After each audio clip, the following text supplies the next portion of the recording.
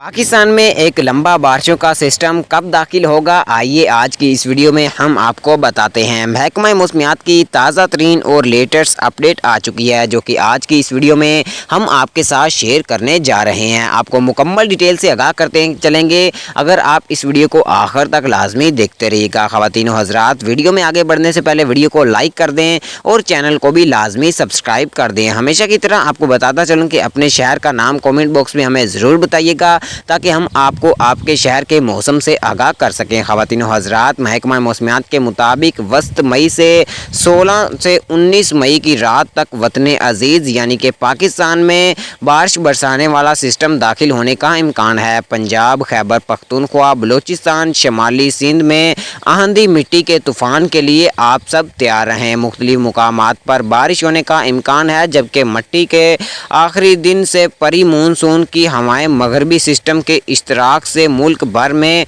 परी मानसून का हमला कर सकती हैं। लेकिन याद रहे कि परी मानसून अपने ज़ोर से मशरिक़ की तरफ आता है, ये नहीं कि बस मशरिक़ में हवाएं मिलने पर परी मानसून इसे कहा जाएगा।